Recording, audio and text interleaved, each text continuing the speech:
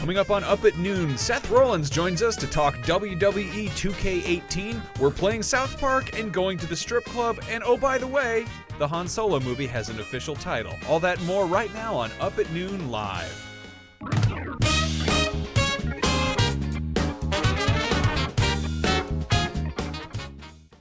Well, hot dogs and hamburgers, that was certainly a low-energy introduction. I don't know what was wrong with me that day when we recorded. I was like, oh, coming up, we're going to be playing South Park and doing all sorts of Star Wars movie. Hey, everybody, I'm Max Scoville, and this is Brian Altano. And What's up, baby? It's Up at Noon. We're doing Up at Noon again. We do this every week, unless we don't feel like it, in which case we don't. Or maybe we have to anyway, but sometimes we don't do it. But this week we are. Yeah, that's a hell of an intro. We're doing the show. This is it. This is live. You can watch this show every single week, Thursday at noon on IGN, on YouTube, on Twitch, on Facebook, on Roku, on Apple TV, on PS4, on Xbox One. Not the Switch yet. What's going on over there, Nintendo? Put some apps on that thing. Yeah, I like that. You Get can it together. You can take the things off, watch it on the airplane, tell you to turn it off. It's the Wi-Fi. You shouldn't use that yet. They're still in takeoff. What? FCC regulations. You're allowed to use it in takeoff. They don't care. They don't know what they're talking about over there. I think they just get mad at me because I'm always making a ruckus on the plane. The pilot really doesn't like when you're out there trying to fight Clam again and getting all those seeds. Yeah, always cussing at that lightning attacks. We have a fantastic show for you today. Seth Rollins from WWE is here to talk about being the cover star for WWE 2K18, which just launched. We also have the lead game designer for the new South Park game, which Max and I are playing right now, and I absolutely adore. Yeah, I'm really into that game. It gets very raunchy. I'm going to tell you right now, we're going to walk out of this show, and we're going to get an email from someone important at this company being like, why did you show that thing you showed? Yeah, that game gets very, very foul. They say words that we're not allowed to on our stream. But yeah, we don't actually have them here. We had them, and we pre-recorded it, so if you're watching this live, we're live right now. But they won't be, so don't try to talk to them because they cannot hear you. They are in the past. You don't have to tell them that. I do. Yeah, sometimes I do. People get very confused. They'll be like, hello, hello, in the chat room. Anyway, we are looking at the live chat right now. A lot of people are very upset at the cancellation of Star Wars 1313. Yeah, we just showed, before our pre-show, we run trailers and stuff, and we showed some footage of that. I guess I had forgot how much of that game was there. Yeah, that wasn't just a couple of vignettes. Yeah. Like, that was a game. Let's come back to this in a second. I want to talk about some of the big news of the week. First things first, the Han Solo movie that we've heard so much about, going back and forth, finally officially has a title. This was revealed via Ron Howard's Instagram, that thrilling nexus of social media. And the movie is called Solo, a Star Wars Story. It really looks a lot like the logo of the cups. The red cups, the Solo cup. It does, brand. which was the code name for this film.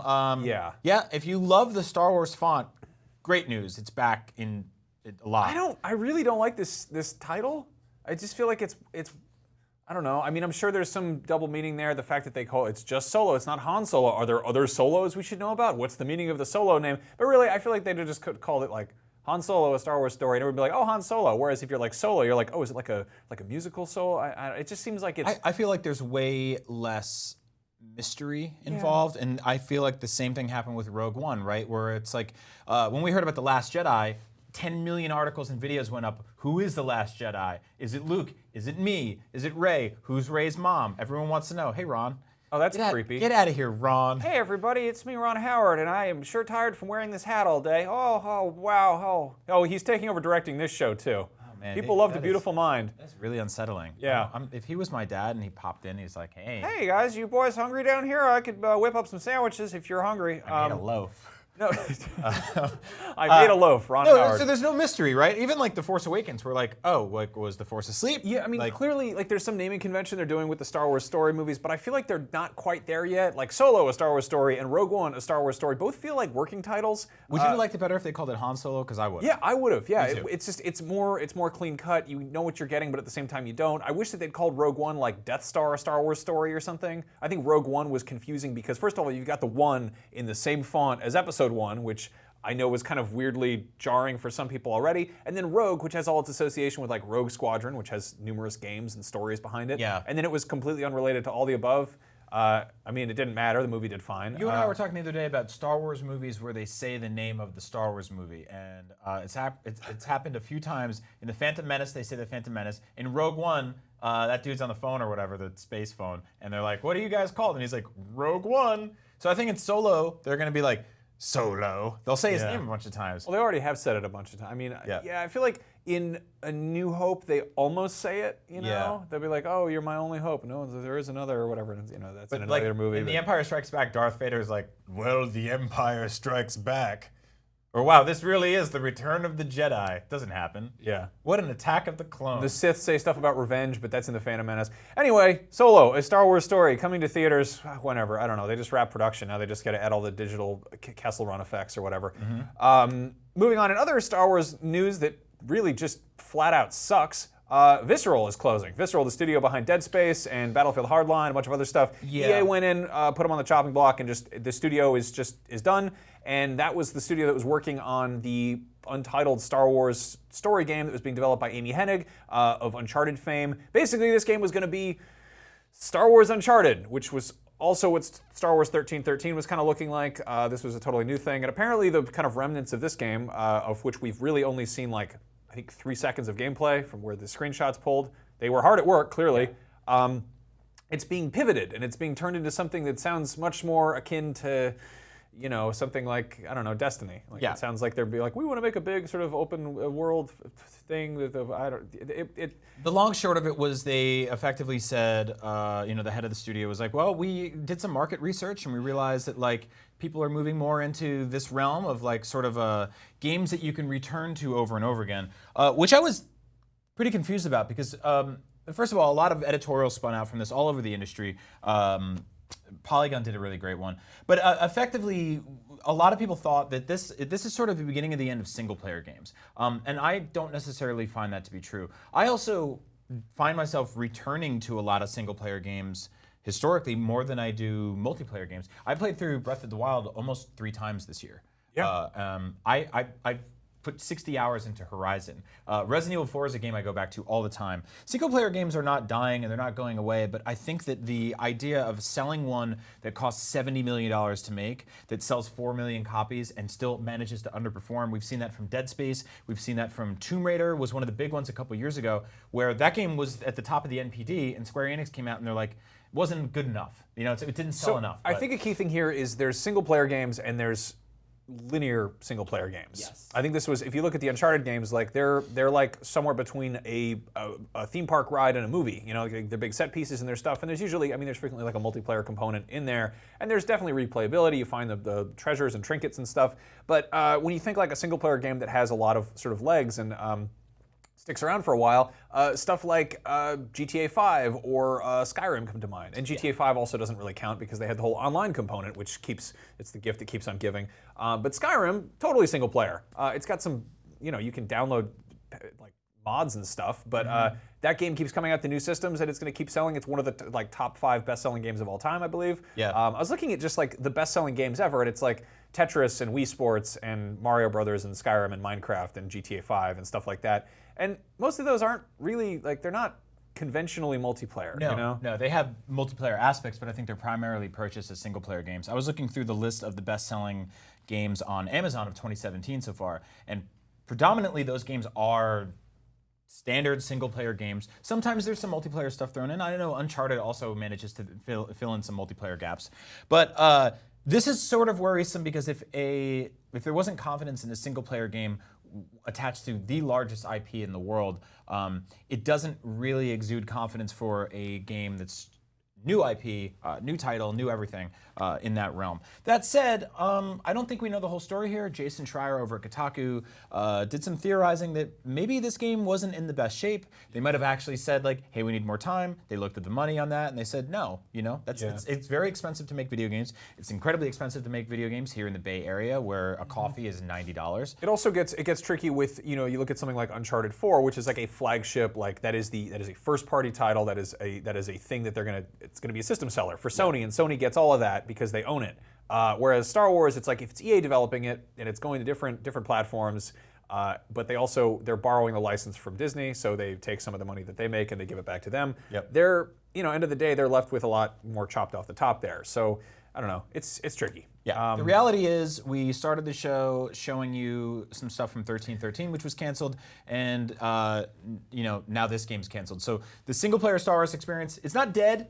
We got a new trailer for the Battlefront 2 single-player experience today, which is pretty cool. Yeah. So here's what that one's gone. Here's a photograph of Iden Versio. I'm excited for Battlefront 2. I know a lot of people are really pissed at EA right now. I don't know what they're doing, The timing on this is peculiar, right? Yeah. That they were sort of like, we canceled the game on, Tuesday? And then on Thursday, we're like, well, we still have this. Like, I think that's a nice sort of make good. It's the same thing that the Star Wars movies are doing. They're like, hey, the guys who made 21 Jump Street they're not directing the Han Solo movie. Anyway, The Last Jedi is out this fall, so get your ticket soon. You're like, oh, all right, fair enough. Yeah. So Battlefront 2, I'm excited about the story part of that. I like that we still don't really know what the campaign is quite about. We've seen sort of trailers with Iden Versio, and I like that they're not like, they haven't done like here is a 10-minute chunk of the campaign. Right. They've shown us like kind of like movie trailers that really kind of hide what the moment to moment chunks of it are going to be like. So that'll be good. It's been we've seen Iden and a couple other main characters sort of visit familiar places, but we are finally getting a glimpse at some new planets. I'm interested to see where that goes, because this is their chance to sort of, this is one of the first, if not the first, sort of playable canonical games since the relaunch. I know like Galaxy of Heroes has some stuff in it that they're like. It wasn't Galaxy of Heroes. There was one. It was Edge of the Empire or something. Yeah, it was a mobile game that came out, I believe, 2014, and it was the first sort of new canonical thing, or 2015, whatever, right. And then it quickly got axed. It got shut down. So this is really the first single-player canonical story experience that is adding to the Star Wars sort of lore. Yeah, and canon. it's the sequel to Return of the Jedi, which is pretty awesome. That's They're going to cool. clean up that big mess those bears made. Yeah. Also, I like that you're going to get to explore, a Star Wars environment and poke around and look at stuff without some dude named like Bonglord 69420 coming over and like capping you. And, That'll be nice. Yeah. Let's enjoy that single player while we have it, because who knows where. Unless they introduce a new Star Wars NPC named like Bonglord 420.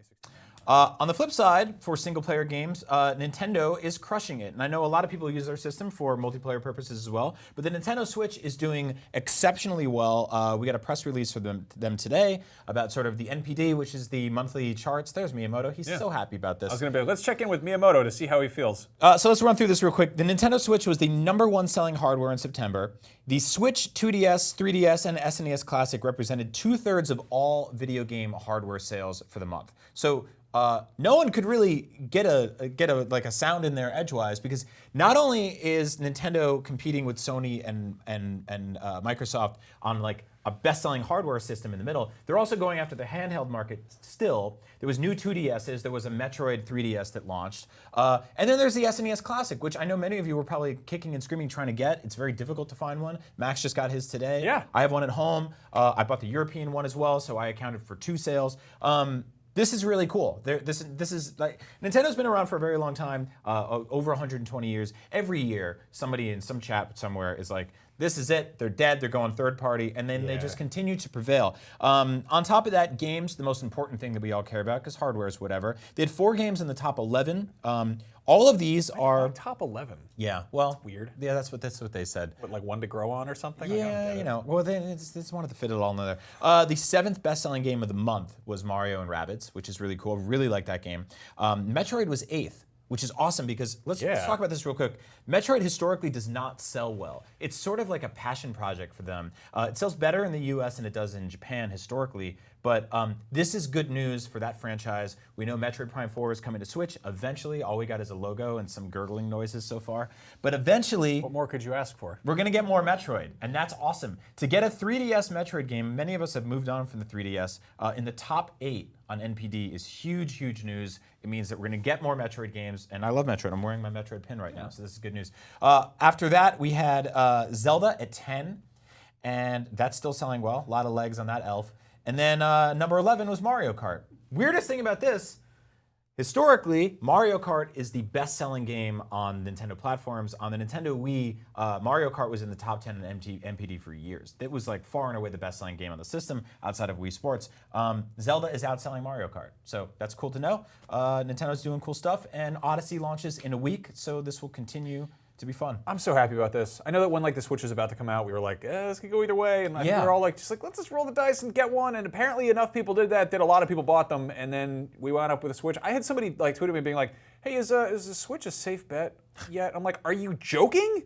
Like, in there. I know they don't really publicize it too much, but like it's also become this weird like sort of second life for indie games that popped up on either other platforms or on Steam. And games that I'd never heard of that just kind of went on my radar pop up on Switch, and they're like $10, and they're incredibly cool, weird little indie things. That library got huge very quickly. There's a site I check almost every day. It's called Nintendo Life. Shout out to them. It's a small indie gathering of like devs who just are publishers and stuff like that. They publish news stories, articles, everything, and I check it all the time because they're really good at this stuff. They did an editorial the other day called "Soapbox: The Switch Has a Big Problem, and It's Too Many Great Games." That's not a like, problem. Damn, it is a great problem. I hosted NVC during the Wii U era, which was the dark days, where we'd be like, they made an amiibo based on that turtle in Animal Crossing. You know, that sick sea merchant? Anyway, we have 48 more minutes to kill. Yeah. Wow. So it was tough. But yeah, things are going well over on that front. That's nice. Everyone gets more games. There he is. That's how he feels. He feels good. I love that man. I love that nice old man. Speaking of nice old men, sort of, Josh Brolin got interviewed about playing Cable in Deadpool 2. Very excited for this. So Deadpool 1, Deadpool's always been like my favorite superhero since I was like 8 years old. Before it was cool, yeah. But yeah, like I'm excited that movie didn't screw it up unlike the first time he was in a movie. And then the fact that they're throwing in like Cable and it's just going to be more of the same, hopefully. We got this image of Josh Brolin as Cable a while back, and it hit me that like I got excited about this, and I'm like, this is gonna be cool. We still haven't seen a trailer. We don't know what this movie's about. It comes out sometime next year, but everything that I'm hearing about it just sounds kind of like more of the same good stuff. Josh Brolin had the following to say. He said, I got beat to S-word on that movie, that's all I know. I had stuntmen throwing me all over the place. I got a shoulder issue, I've got a knee issue I've got to deal with now, but we got through it, I pushed hard, and I suffered because of it. Yeah. So they kicked Josh Brolin's ass to play Cable. He sort of in the interview goes on to sort of extensively just gush about how the X-Force movie's going to work. Slow down. And yeah, it's just really nice that this all of this is coming together on that side. When we look at the X-Men side of things that Fox is taking care of, not a big fan. I'll be honest with you, like I only see those movies because Hugh Jackman does an incredible Wolverine. Everybody else is kind of secondary. There's some good actors in there. Ultimately, I always love the way like Magneto's portrayed, for example, and Professor X is awesome. But mostly, you're watching a bunch of characters that you're like not truly connected to. And I was thinking about this. If Cable's not in this movie a ton, you still get Ryan Reynolds as Deadpool for most of it, which is like.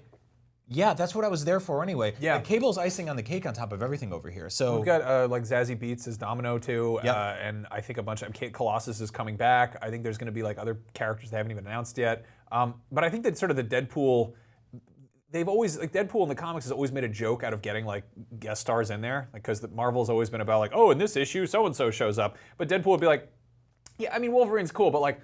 What if we got that guy who has a bell for a head? Or, oh, let's get Batroc the Leaper. Let's get that zombie chicken or whatever. They always have like weird guest stars, and I feel like that makes more sense for like putting in characters like Cable who have this incredibly convoluted backstory that they don't really know what to do with, and they're like, how do you put that into a movie? Right. I think they can just have him show up, and he's like, Deadpool looks at the camera and go, his backstory is really screwed up. See, his mom's Jean Grey and his dad's Cyclops and blah, blah, blah, and he does some like weird montage or something, and then comes back, and it's like, all right, let's do the movie. Let's just have fun. So yeah, Josh Brolin, Cable, that's good. You know what rhymes with Brolin, sort of? Rollins. yes. Yes. Excellent transition. That was the segue. Yeah.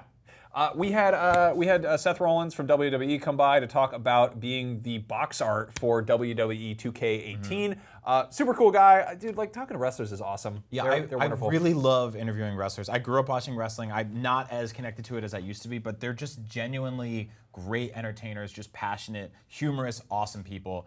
We've had a couple on the show throughout history, and I'd like to continue to. Seth Rollins was here.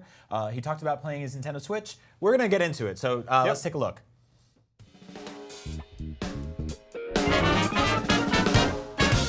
Oh, hey, it's Brian and Max from Up at Noon, and today we're joined by Seth Rollins. Welcome to the show. Thanks for coming. Congrats on the launch of WWE, which just came out this week. Yeah, man. I'm on the cover of that. I gotta ask, How did that happen? Yeah, how did they tell you that? I was legit sitting on my couch at home, and somebody called me and they said, hey, So you bitched enough, and 2K wants to put you on the cover this year. And I was like, hey, it worked. All right, sweet. The squeaky wheel gets the Yeah, greases, that's they say. it, man. Yeah, no, I was a little vocal the last couple of years that they had used some of the older superstars for the cover of the game, and so they finally obliged and put one of the younger generation on there. And I was very happy and humbled to represent our generation as one of the first kind of newer guys to be on there in quite some time. So that's pretty cool. So the strategy is work very hard for many, many years, and then complain, and then sit on the couch and wait for the phone to ring, and then when it rings, you're like, yep, got it. Got it. That's it. I mean, that's a recipe for success in my book. It worked for me. I don't know if it can work for the children at home, but yeah, So for when me, they it was all right. when they showed you the box art, was there like a big like poster board on like a pole, or was it like a JPEG and an email? Was there an unvailing that you got to be like? When is the first time I saw it? I don't even. Somebody sent me a picture of it. I remember doing the photo shoot, WrestleMania weekend actually. So it was in April. We did the photo shoot, and I had a couple different gear options, and then like I got the one, and like I remember when we were doing it, they wanted this crazy, because one of my nicknames, fan nicknames, to give me is CrossFit Jesus. So they wanted this pose that was me with my arms out and all this stuff, like looking almost in the crucifixion, which I thought was great. Yeah. And so we were doing this pose and trying to get that right, and it's difficult because my arms were like way out there. And then they gave me they showed me the artwork, and it's just me looking serious and angry, and I was like, all right, well that's cool too. That works. I think Jesus and CrossFit people both have those problems. Both of those like sort of groups. I'm not going to call Jesus a group, but they're also like Jesus is he's very talkative about the work that he was doing. Sure, yeah. And so are CrossFit people. So That's true. That produces a very vocal man. Yeah. So I was very pleased to do the cover, and it's cool. It turned out well, and I'm thrilled with it, man. I think I look cool. Is it still is it kind of weird for you to see yourself like in a video game that other people are controlling you and punching you in the face, or using you to punch them in the face? Yes, actually, both of those things. Yeah, it's weird to see. Today was crazy because it was kind of release day, so I got to see myself on the cover, on the box, and then just to see myself in the video game, especially now where like video games are so lifelike. And I played WWE video games my whole life, so I created myself for years. And with terrible old creation systems where it was just fire on the pants and like blue hair and stuff like that. You have to use stock music. Like close enough, Yeah, I'm like, I kind of look like Matt Hardy, so whatever. and then now, like, I'm almost, like, I'm in it. Like, it's me. They got my tattoo, they got my chest hair, they got my perfect beard, they've got it all. So, awesome. like, yeah, it's intense to get in there and watch yourself and the moves and just everything. So it's crazy. There's like the version of you that's in the game that's made by the people who made the game, but there's also like the character creation system. Do you like go in and you're like, I'm gonna make myself the way I see myself, not the way you see me? Not Or you just anymore, look close man. enough? No Yeah. way. No, they do. I mean, they get us in a facial scanner with like 6,000 points on it or whatever. So they got that thing down. There's zero chance I will do any better. Although there are fans out there who like will create my alternate costumes, kind of like different outfits that aren't in the game, and that is crazy because they can do it really well, and I have no idea how on that level with the creation system, just that they can make my gear look, because it's not anything. It's not like they just took my gear and were like, oh, put a color here, put a color there. It's like down to all the little tiny details. Like it blew my mind some of the first times I saw. Yeah, I've always some been of my like costumes. incredibly impressed with that section of the WWE 2K games, because it's this awesome cross section of people who really love wrestling, and then like people who like should have gone to art school. Yeah. Yeah, right. Like, they're like brilliant artists, and they're like creating these like incredible characters based on pop culture figures. Like here comes SpongeBob, and you're like, oh yeah, SpongeBob, who has never wrestled. That's really weird. The Night King's in the game. Sweet, what the heck? Like, yeah, it's all sorts of wild characters that they're just like, yeah, you're in there now, and like they take time to put the movesets together and make sure that it's like character specific. And I'm like, dude, you have a lot of time on your hands. So you got all the 6,000 mocap scanners in your face and the professionally done version of you. So you get thrown in there. Who's the first character you make that isn't you? Oh man, I don't know. I haven't made a character in so long, man. I spend more time playing. For me, I like the roster's huge, right? Every year we get more. So this year it's the biggest roster ever again. And like I just like playing with the old school guys. Like Bam Bam Bigelow's in the game this year. The natural disasters, Earthquake and Typhoon are in the game. Like Bad Street, so Michael Hayes and Barry Gordy are in the game. Like Terry Gordy, it's cool. Like just to go back and play with all the classic characters, Macho Man, Ric Flair, like all that stuff. I grew up in New Jersey, and every now and then we would drive like through East Rutherford, and I would be like, Bam Bam lives here. Yes. He's gonna pop out somewhere. This man with flames on his head is gonna Asbury pop out and start Park, fighting man. us. Yeah. So now, in terms of like mocap, in terms of finding yourself in this game, like what was that process like? You mentioned like going and getting sort of like facial recognition. Yeah, so like, they bring this giant, it's like a futuristic looking lit up tube type of thing. It's like you go in, you expect to be teleported somewhere else when you get in, and it's like light everywhere, and you just really have to sit there. They just scan your face like crazy, and then you have to get all the shots in your gear and like little angles, and then they just have a team that does the mocap. Like some guys, like I know,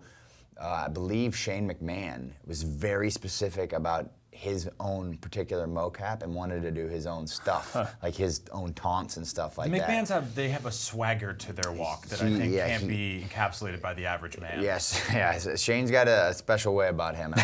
So some of the guys want to do it on their own, but like they have a great crew that like will watch me do my thing and then go out there and be Seth Rollins with a black suit and a bunch of balls on or whatever. So yeah, they do a really good job at it.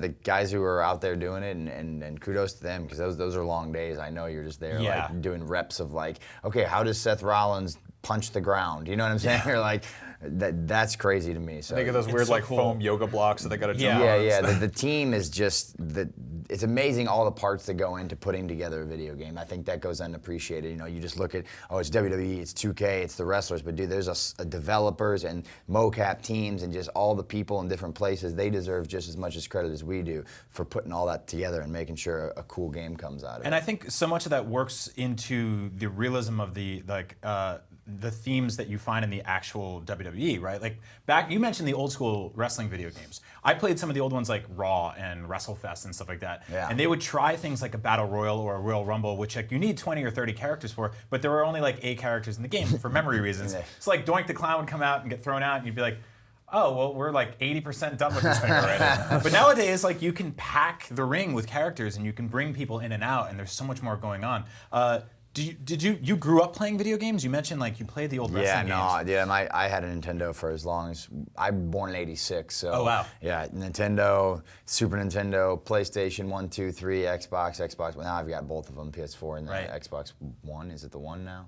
Yeah. We've lost count. Yeah, and I've got a Switch for the road, so Yep, I mean, I've got it all, man. Yeah, that's how I like to pass the time. You guys are on the road constantly. Yeah. And what do you? Is the Switch the kind of go-to at this point for? For some of us, Xavier Woods has got his up down down channel, and like so him and kind of his crew, they traveled before the Switch had come out. They traveled with full systems. They had like games cases and would set up the whole thing. And we'd play UFC backstage or Madden or FIFA or whatever game's hot at the moment. So, but there was just really no good handheld systems, to be honest with you. Not saying like the PS or whatever Vita or whatever it wasn't decent. It just wasn't. It wasn't great. So the Switch is awesome, I think. So I got it. I got Zelda. I spent 200 hours playing that. You know, and FIFA just came out, and you can play like local multiplayer. So like.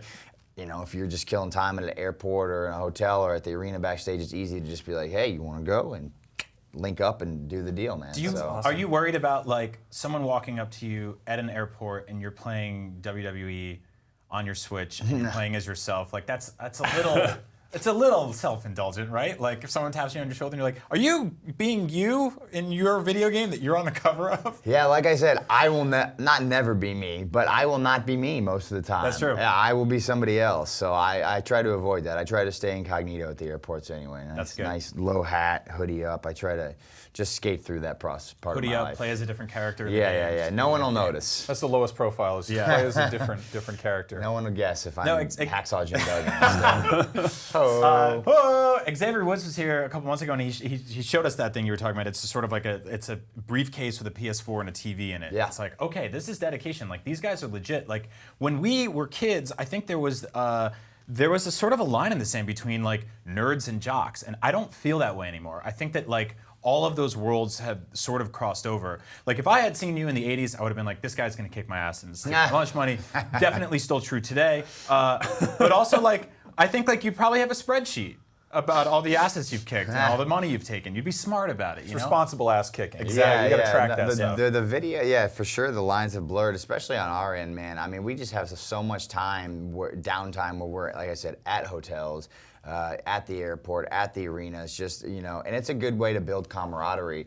You know, back in the day, the guys had other habits that were not so right. Yeah, not so good. So this is how we kill time. This is how we come together, and it's been awesome. You know, honestly, Woods' video game channel has been fantastic for the locker room as far as just like creating relationships. You know, like for example, the Usos.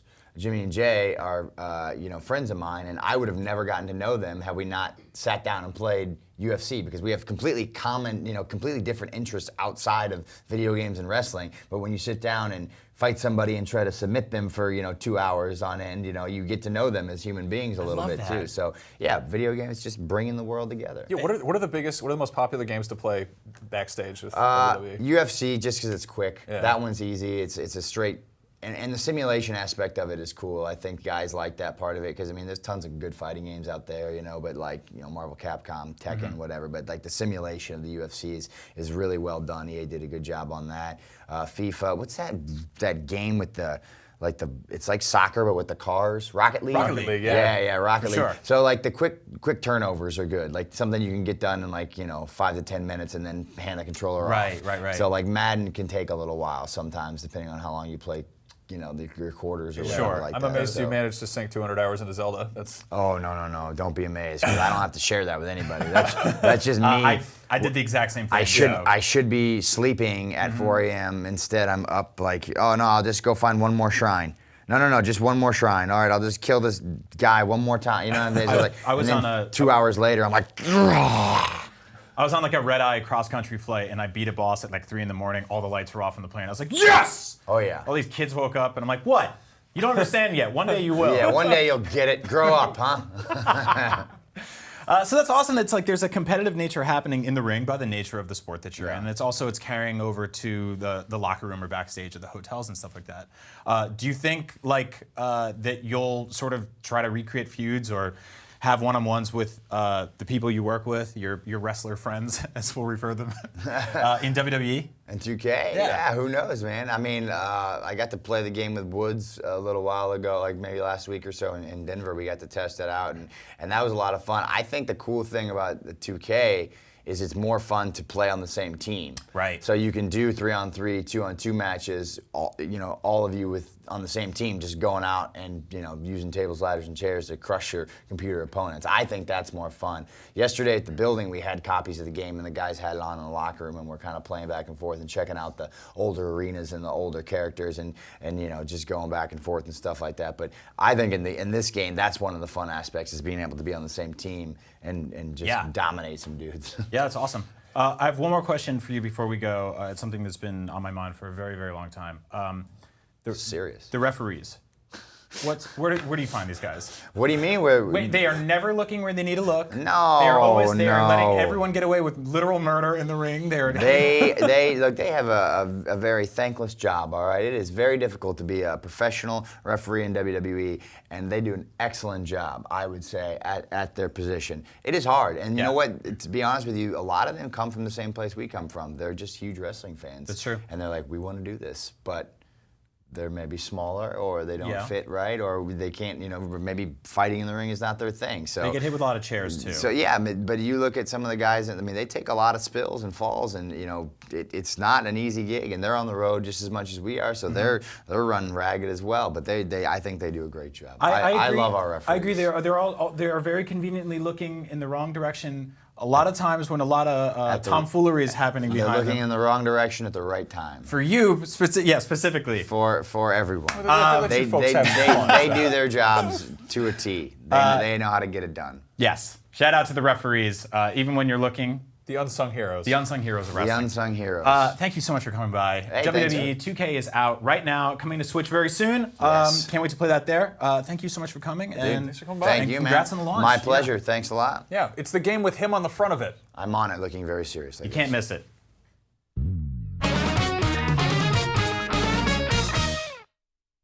We are back. That was delightful, by the way. That's such a sweet man. Yeah, I can't say this enough, but like working with the WWE people, they are so professional and like high energy, but in like a non-abrasive way. Like they're just really easy to work with. They're really nice for people that just like hurt people for a living. Yeah, it's also I think the fact that they have so much time spent with fans and they're like constantly on the road. It's like I don't know. It's like celebrity exercise sort of. Like I don't know. You get people who are in a movie and then they have to go on a press tour and they're like, can we get out of here? You know, and it's like, all right, well. Well, you also like, I mean, they're like legitimate nerds, which I think is like, I mean, like Seth Rollins was like, he's like firing shots at the Vita back there. Like, all right, yeah, let's do that. Yeah. So we talk about the Switch a lot on the show. I host Nintendo Voice Chat here at IGN every single week. We love the Nintendo Switch. Let's be honest, it's got a couple of issues. First and foremost, the dock. Right off the bat, it was $90 at launch. You got one in the box, but it was this big clunky cube, this cinder block that you had to shove your system inside, and then you had to worry about it getting all scratched up. It was just a litany of problems there. I think they designed that very last. Yeah, and it blocked the screen. A lot of weird issues with it. It's having breathing, overheating problems. Third parties usually don't really handle this kind of stuff very well. But Nyko, on the other hand, is actually kind of killing it right now. Nyko developed something called the Nyko Portable Docking Kit. It's $50. It solves two of the biggest issues from the dock. One, that it didn't let the system actually breathe and scratched it up. And two, that you couldn't really take it anywhere. So the portable dock is something that you can throw in a carrying case. It's exceptionally small. That's it. I really like this thing. Yeah, I wish we had the regular dock here to just compare it. But Yeah, this is yeah. like, the one thing I wish this folded down. It actually pops up so you can. Yeah, there you go. voice And there's a little thing on the back too. This is so smart, and it's also. I mean, honestly, the whole thing about having a portable system is like it seems maybe a little bit like, oh, it's do I want to put it in more than one room? It's just kind of nice to have like a spare, Yeah. But it's like it props it right up there. If you want to have it. And it displays your device. Like it's your pretty old little Switch. And Comes with a power cable and an HDMI cable. Everything you need is right there in the box. We've tested this out by throwing it in carrying cases. We've actually had this set up at our desk all week, and I've just been plugging in my Switch and playing Switch games. Yeah. Super easy, no hiccups, no overheating, no nonsense. No, it's not. And it's $40 cheaper than the base version of the dock, and which is, I think, huge. I think you can get like weird like knockoff busted ass USB-C cords from like Amazon that will fry your Switch. And these guys actually did their research and their homework and figured out that this won't do that. So it's it won't destroy your toy. That's always nice. That's actually a really good note. I was reading on the Nintendo Switch subreddit the other day. There was like these third-party ones that were built in, by who knows who, not non-reputable accessory manufacturers that were basically just like frying out your Switch, and this does not do that. So Well, we really saw that cool. in like the first like 2 weeks of it. People were like, "Oh, I want a screen protector because the Nintendo Switch dock scratches screens apparently." And we started looking at other screen protectors, and some of them would like bubble and warp or like scrape off weird. And then there are the good ones. And you'd think that something as simple as that shouldn't have too many variations, but Exactly. it does. And luckily, these guys are actually doing their homework. So yeah, they actually have an entire suite of accessories. I absolutely recommend the dock. It's fantastic. It's something I'm going to travel with a lot. But on top of that, they made these two charging blocks. These have been out for a minute, but they're really cool because they sort of speak to each other. One is the charge block, which you can use for your Joy-Cons, and the other is the Charge Block Pro, which you can use for your Pro controller. Yeah. Now, what's really cool about these they also do these for I believe PS4 and Xbox One controllers. And obviously, if you've got more than one system, your living room starts to get kind of cluttered. And they've kind of accounted for that with this very smart approach.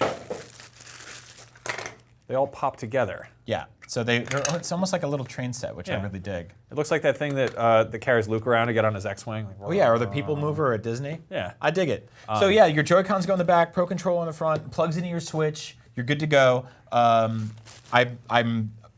Again, this is like the kind of thing you need to just really make it so when you want to play a game, you just reach out and you grab it. You don't have to think about it or anything like that. plugs it in there. Look at Yeah, that. that's They're on a roller coaster. Look at that. This is like as a husband and wife. Actually, a Wii was a different system. There's a little magical couple on the sled. Yeah.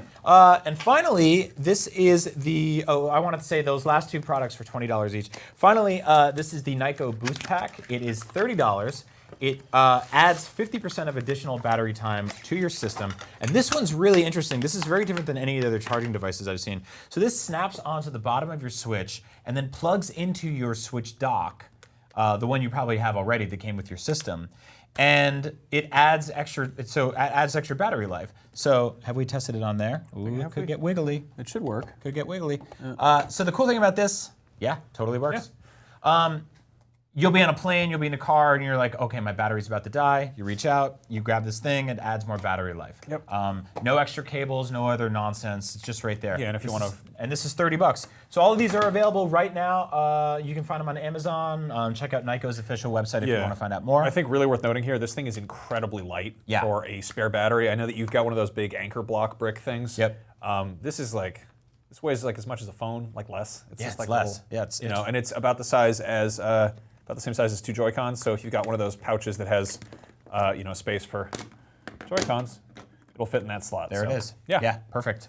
So yeah, shout out to Nyko for making cool stuff for our Switches. I'm all about getting more accessories for that thing because I bring it everywhere. It's like my favorite system right now. So hell yeah. More stuff like that. Nice. Let's talk about more merchandise. We talked about Star Wars earlier in the show. New Han Solo movie coming out. New Battlefront game. The toys keep happening. They've been happening for 50 years now. It feels like 40 years. 40 years and change. Is this a Halloween bucket or a Halloween? Yeah, we'll get to that in a second. I'm gonna cook something up in a moment. The Star Wars. There's a new expanded universe character. Yep. This is Dirk Bennington. Anyway, this is we've got Wave 13 of the Black Series. The way this works is they'll sometimes redistribute figures that you've already seen. Maybe here's Rey in her Jedi costume, or Last Jedi costume. I think we talked about this figure. This was an exclusive at San Diego Comic-Con. It's it's basic Last Jedi Rey. She's got her lightsaber. She's got her funny stick. She's even got her blaster that Han Solo gave her. That's pretty cool. They've also got in this line a brand new Kylo Ren based on his Last Jedi appearance. Yeah. And this figure in the box, I think, looks kind of crappy. But once you actually get out there and start posing it, his cloak comes off. He's got some moves. Yeah, it's worth noting that the first version of this figure from the Force Awakens line had a soft goods cape, and this is a big old plastic. I think there is an exclusive version somewhere that has a soft goods cape, and it's basically the same figure, but it's got like a real cloth cape. You can use this as a dead Obi-Wan Kenobi action figure. Yeah. Just lay it on the floor. Or just cover up your phone. I don't know. And then of course there is another Poe. I'm like a little bit sort of nonplussed by these iterative costume designs. Like basically he's got I think a different pair of pants than the last, or different jacket. He's got a new jacket because Finn took his jacket. He gave his last clothes away. And apparently Finn's whole deal is he just takes people's clothes and then wears them. So here's Finn in his first order disguise. This is a pretty cool toy. I like that he's got his. Did he take the Shock Trooper stick from that Shock Trooper? Yeah, he's got that funny tonfa, and he's got the hat can go on anybody. Ooh. Look at this. Look at that. Yeah. Funny little hat. Yeah. It's very clear that oh hey, Poe is totally Han Solo. Look at I think that. you know why? Because Leia's single these days. Yeah, she's got a type. Scoundrels. Now here's a really cool one. I like this. Here's the Praetorian Guard. This one. So this is weird. These are all like totally well articulated and everything. He's got these weird solo cup arms going on here. That's a good way to describe them. Yeah, they're articulated in the middle, but like they're kind of rigid. You have to move them around. These costumes don't photograph well. Yeah. I think they're going to look really cool in the movie, and the toys look really cool up close when you take a look at them. There's something about them that just doesn't quite translate when you look at them on paper. Also, major bummer here is that we've seen less accessories with Star Wars figures lately. These guys have all kinds of funny sticks that they use to beat up the good guys. This guy just has this I don't know what you call that, like a glaive or like a halberd or something. Yeah. The cool thing is that if you look at Imperial Guards that stood by the Emperor back in the old Star Wars movies, we never really got to see them fight in the films, and I have a feeling we'll get to see the Praetorian Guards fight in this movie. So that'll be awesome. Yeah, I like that we still don't know what the hell they do. We're like, let's buy toys of them. What could go wrong? And then, it's worth noting too that we Zuvios. Max purchased these stands a while back on eBay, was it? Yeah, we got these these are on Amazon. I just searched Star Wars action figure stands. I wanted ones that worked with the 4-inch figures, the little tiny guys, the more recent ones, who have a certain the little peg holes they go into. These ones are too big. They do work with Black Series, they work with Marvel Legends, they work with vintage Star Wars figures, but they don't work with the new ones, and oops, I bought 100 of them. So we've got a lot left over. And then of course here's General Leia Organa, who comes with her blaster, and she's in her soccer mom outfit. She just looks retired there. She's just sort of I hope we get to see her do some stuff. In The Force Awakens, she kind of just stood there and she was like, Snoke took our shot away from us. No, she looks like she's gonna like go buy like vitamins at Whole Foods or something. Like this is what like a Berkeley like ant looks like. And then of course one of the best figures in this series is Maz Kanata. We haven't gotten like enough good like alien figures lately. Totally. This one rules. I love these like look at these weird older hippie women. They're just like, oh, there's a new Howard Zinn book out. Have you read it? I subscribe to The Atlantic. She's got her funny like spectacles that go on and off, which I love. You get the weird googly eyes there. But also, like as I was saying, there's not as many accessories these days. I think because Maz is so tiny, they actually added some extra ones here, and she comes with that special stash box, which has. All right, get out of there. Can I get It's got a little secret trap door in it, right? You got to root through it. There's actually a deleted scene from Force Awakens where Rey spends. Yeah, she has to shake the box. There's like a bunch of old tarps in here, but there's a lightsaber in there. That's the goof. You got to trust us.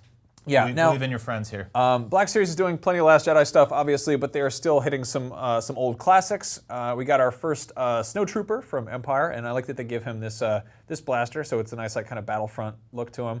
I love this toy. They did a really good job of painting a lot of them. Yeah. Now his boots look great. the other one, speaking of boots, the best boots. This Ugg boot wearing dude who just reminds me. He just straight up just reminds me of like Napoleon Dynamite. He's got like moon. This is the boot AT-AT shoes driver, on. right? Yeah, this is the AT-AT pilot driver, whatever. It's such a bummer because we're absolutely never going to get an AT-AT in this scale or AT-AT if you want to be. Could you pedantic, imagine whatever. just how that would be like a Great Dane? Yeah, that would your be home. we have one of those, and I think it's Great almost Dane? no, not like we have a regular AT-AT for the 4-inch figures, and it's like almost 3 feet tall. Yep.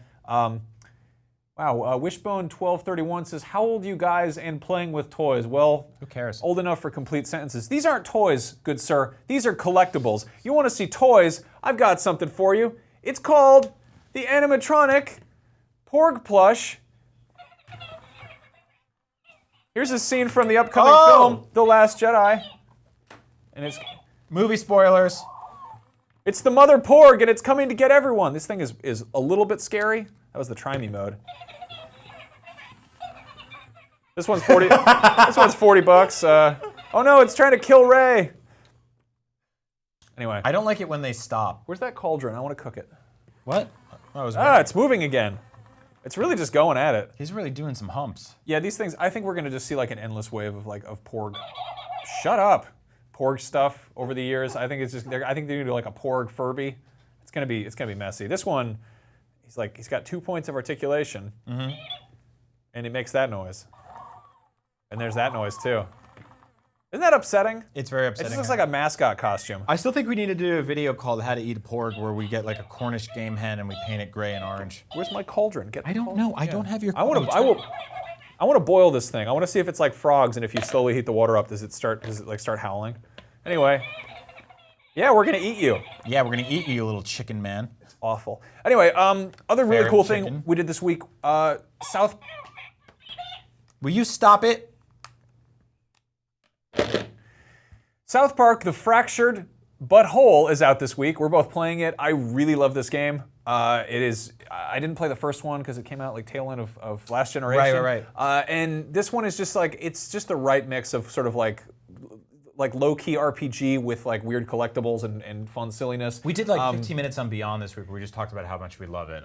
You should listen to that. But Yeah. But seriously, we got the game director to come by and show it off for us, and we played a very lewd strip club scene.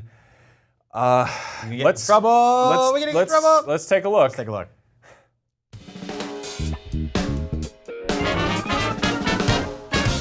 Max and Brian here. We're with Jason Schroeder, the game director for South Park: The Fractured Butthole.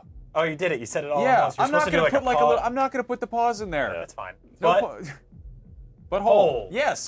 Jason, this game is out this week. It's out today, finally. Yeah. People have been like waiting for this game for ages, and we're about to play some of it. Can you give us some context for what we're about to be doing in this game? sure, this is your first night as a superhero. You've been running around with this guy over here. Captain Diabetes. an introductory fart. My friend here. Yes, just allow me to gesture toward this gentleman. He's Captain Diabetes, and this is me on my night as his sidekick, and we're after a woman that we believe has some information about some missing cats. This was basically, this is what happens after our old E3 demo, where people were able to kind of like poison a DJ, and what happens. And Yes, so this is I what happens. I got in some trouble doing that demo live. I was not expecting some of the things you put in that drink. Thank you for that. Context, if welcome. anyone's coming to this totally cold, like this is South Park, and the kids are superheroes this time around. Yeah. And really, that doesn't even begin to describe how weird and disgusting and off the rails it's going to go. Yeah. So let's take a look at the dressing room of this fine establishment Yeah. and see what waits This looks on like the a other nice- side of the door. Oh my God. Okay. I can hear the emails being written to us right now by our higher-ups about what we're putting on Up at Noon this week. Nobody's allowed back here. Yeah, get lost. They're asserting themselves. Stand aside, ladies. Captain Darby and his sidekick need to question that. You want to get to I like her, that they have a you're gonna vending have machine. To go through us. You just think refreshments are free backstage? No. Oh my goodness. Okay, so the DJ voice is my favorite part of the scene by far. He's definitely our favorite character at the oh entire my strip God. club. So this is our new combat. It's tactical, grid-based, and this fight is kind of interesting because we're after Classy, who's down here. Right. And so we're gonna fight our way through some lovely ladies, as the DJ described. She has some stripping minions that she wants to throw your way first to fight. These Right. police is tough as shit. Oh, my she goodness. does think she thinks we're cops, which it becomes kind of This announcer. Okay, yeah. There's like so much going on here. We're not even like I don't even know what I'm allowed to address. Just let the art do the talking Yeah. for itself. I targeted Classy, and she decided that she doesn't want to play our childish game. But these ladies are still down to fight. There's a lot of wonderful details hidden everywhere. There's thongs, there's a police hat. There's just a giant thing of wax up Glitter. there. And glitter. Yeah, together at last. You know, there's a lot of things that I wish didn't make the jump into high definition, and oftentimes South Park is one of them. There's some details that just were totally fine on like CRT TVs. On VHS, yeah. Yeah. Well, there they are in all their glory. Oh, the vending machine's broken. That sucks. Yeah, How will they eat? Sorry. It's delicious wax up there. Somebody must have just went hardcore on the Fritos. So now what you had there was you had a sort of a time attack, right? Right. So that's a attack that chills as well. But I was strong enough to actually knock her out. Now this woman's name is Paris, and I don't know what she just threw at you, but I saw what she called you. What did she throw at you? That was something that she pulled from under her skirt. Oh. One of those. Probably a coin purse or Oh something. no. Oh, Blaze. Blaze might be the runner-up for favorite character at Peppermint Hippo. She's I like how the DJ's like, can we turn the house lights down? So what was it like making this game? Like Why? How? how is that like a thing you show up? You're like, all right, just back to work on we gotta tweak the stripper fight in level 3 or whatever. Yeah, absolutely. Eventually you just have to get comfortable with sort of uncomfortable conversations, and a lot of times you just tell people like, look, I know you're trying to be, office appropriate. You don't want to offend me by telling me that, like, the dildo that the stripper's gonna throw at me is, that's not really working. We want to do something else. Like I just need you to be matter of fact. Just Yeah, tell me about farts. Tell me about dildos. Tell me I about. was gonna say, like, did you have discussions with your team being like, hey, we found another bug, like the dildo keeps getting stuck in the lot. Right, exactly. Okay, spontaneous booty. This is my favorite song in the game for sure. Booty. Look at those physics. Oh wow, the whole room is shaking. That's the thing is, all of that's got to be hand animated, right? We don't have jiggle physics. Someone spent the time on that. Did you mocap that? It's all love. It's all love and pushing pixels. All right, so obviously the plan here is to stay out of the. Yeah, we got to the red get out of the zone. bad. Get out of the bad. Out of the booty. Yep. So we're gonna try to be quick about taking our turns and moving down the hall here, knocking people back toward Booty, but running ourselves. Will the other dancing ladies be injured by the area of attack from spontaneous booty? Yeah, absolutely. That's indiscriminate killing right there. I really just cannot. It's weird that this is this in depth and this tactical for something so completely ludicrous. Right. But I mean, I've come in here with some great, like, damage clearing moves. I can hit a couple of ladies at a time. Scott can charge through. These are the big tactical choices you have to be able to make in a South Park game. Right. 'Cause you're trying to get to the other side of his room as fast as possible. So Right. that's the sort of scenario for this fight specifically. Some of the other fights in this game are more based on a static grid. But there is, sort of the ebb and flow of combat is something it can help you get across the room quickly, or get across the battlefield, to sort of stay away from some of the larger attacks. That's one of the cool things I like about this game too, is that you can see down underneath everyone's attack there. It shows you the amount of spaces. Now, this is the ultimate that you've unlocked. Right, this is Captain Diabetes Ultimate. He's just chowing down on sugar, which is terrible for him. It's not good at all. Is a that a diabetic. Tamagotchi there? Yeah, he does. That's his insulin meter. Oh, God, right through the wall. You'll never take me alive. We can't let her get away, Sidekick. You did it. Yes, we did. All right. We survived the gauntlet of strippers. Oh, good. You got some scar concealer. And you got 24 cents. Yes, the Sweet. ever generous loot in our game and all of the currency. I really love that because I looked at my currency the other day as like how much money I had saved up, and I was like, cool, $28. Right. I'm rich for a child. Right, for a little kid, it's like, oh man, I'm gonna be able to buy like 2 toys. Exactly. That rules. That's good kid currency. I like Yep. that. Hey, let me in, you asshole. The cops are here.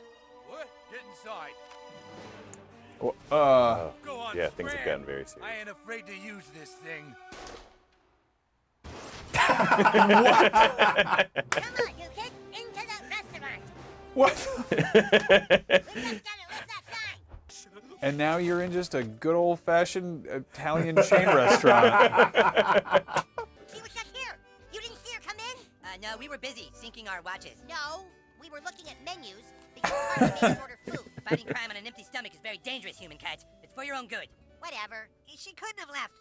We would have seen her go out the front door. Well, then maybe she's in the back. Okay, you guys check it out. Call us if you need help. We'll be waiting for you with our breadsticks.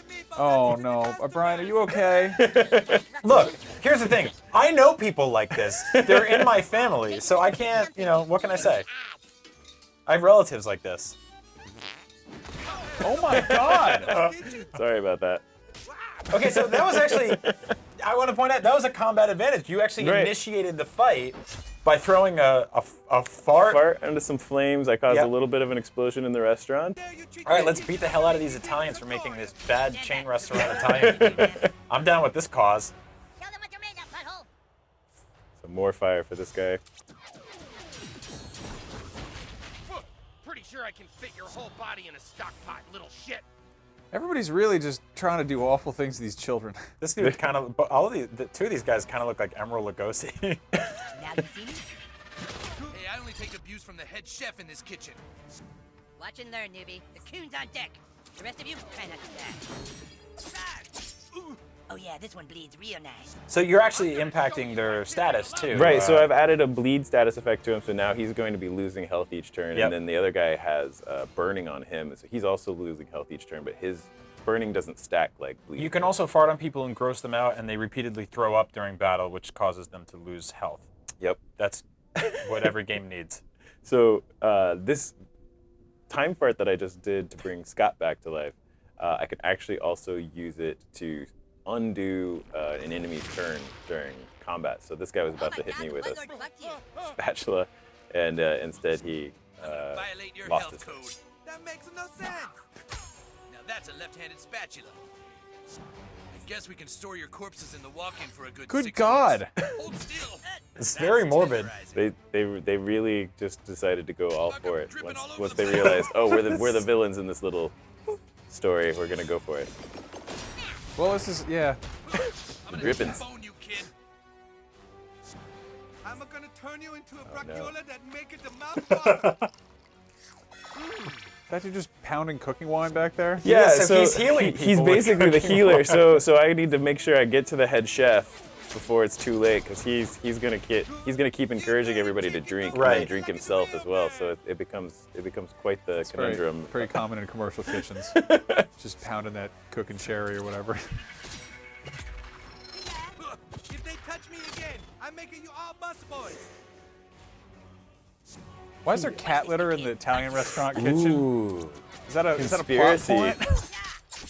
So we've been tracking a cat. There's some eagle eyes of yours. So why would there be cat litter in a kitchen? Oh no. they're not cooking cats. They're just. We're gonna get back here and see what's behind that door and see what's. All right. I wouldn't be surprised if these guys were cooking cats. I mean, worse things have already happened in this short demo we've had here. We can knock this guy out of the line. So a lot of the times when Scott's doing attacks, he's actually adding more and more protection to himself in order to try to, be sort of that tanky character. I think it's funny that normally like a tanky character is like bigger, but they're all just children. Kids. Yeah. So this is the Elementalist ultimate attack through the elements of apparently frozen water, liquid water, and rocks and electricity.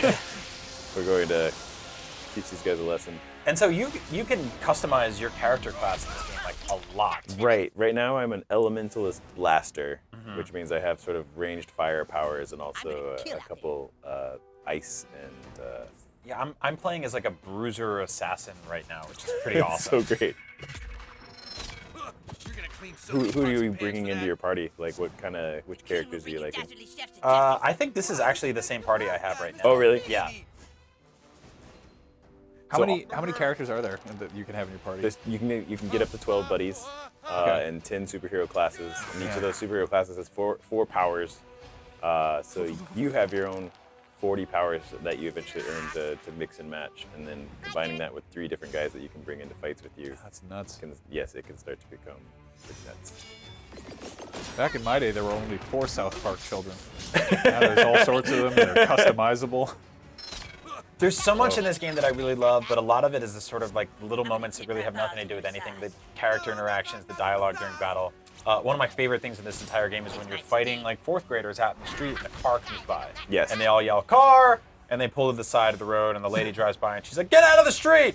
I love that stuff. It's like, it actually stops the battle in some ways, but it adds to it in the same depth. I think those little reminders, like the kids start to play the superhero thing so straight because they're trying to be, taken seriously. But then, I think those moments that remind you, okay, yeah, they're kids, and I didn't actually just do that. Yep. This guy is probably not really dead. He just got hit by a bunch of kids. Yeah, Man. Are they making cat piss wine? They're making cat piss wine. Oh. That's really awful. What could that mean? That's really awful. What could that mean? No, cat piss is just the worst. You like smell that, you never unsmell it. They didn't even make white wine, and they made red wine out of it, which is even weirder. Well, in this universe, that's called cheese. If you can get cats to express, it can cause people to have hallucinogenic sort of episodes. And if you were to add cheese to wine or marijuana and all sorts of stuff, I don't know. What? Oh, this is Scott's. The other thing that enrages Scott is farts. He just huffs farts there? Yeah. And then Makes him knocks really over mad. the cat pee winery. And so stuff like this is actually used to solve puzzles in the overworld as well. It's sort of a context-sensitive action based on farting in a diabetic kid's face. Good God. Well, that is definitely South Park. It's healthier than him overdosing over and over, right? Yeah, for sure. Oh, Yeah. Oh my God. You tried to end the video there, but I think there was one more surprise. I think we're gonna call it there. Thank you so much for coming by and showing us off. Seriously. Absolutely. South Park: The Fractured But Whole is available now, and you might not want to play with relatives or parents in the room. Headphones are a good idea if you have young Sure. ones around. Yeah, this game's awesome. Thank you for making it. You're welcome. My pleasure. Cat pee wine. Yep. Let's drink some. I'll do it.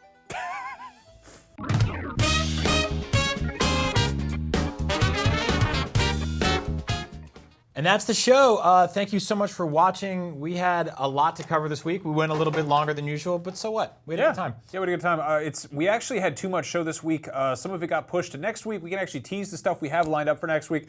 Mattel sent us a remote-controlled Batmobile that actually shoots fake smoke out of the back of it. It is a vaping Batmobile. We have that. It weighs more than most pets. It's scary, and we're going to play with it. Probably try to kill each other and run over other toy cars. A huge thank you to WWE and 2K for bringing Seth Rollins over here, and thank you to South Park San Francisco and Ubisoft for all that fun stuff. Yeah, and thanks to Nyko for sending us Switch accessories to play with, and Hasbro for sending over this delicious porg that we'll be cooking for lunch. Yes, you're going in the pot, and we're going to eat you now. Thank you so much for watching. We'll be back next week. And until then, we got what else did we do? We did Beyond this week. We did NBC. Go listen to the Comedy Button. We have fun. We make it happen. We make some stuff. Just thank you for tuning in and sticking with us, and we love you. We'll be back next week. And if you don't like that, we're sorry. Eat the porg. Oh, wait. Whoa, we got a camera. What is that? That's all the people make. We didn't know we had a camera there. That's live footage from the Challenger. It's heading to the moon right now. Let's check in with our local astronauts. That's them. Hey, guys. Oh, wow. Oh, that's crazy. All right, they literally do look like spacemen. Anyway, that's new. They're always adding something new, and they don't tell us until we're already 3 minutes over. Shout out to the Uppity crew in the control room floating off into space. They're going to the moon to lay eggs, to plant new men and women for moon eggs. Up at moon eggs. See you next week.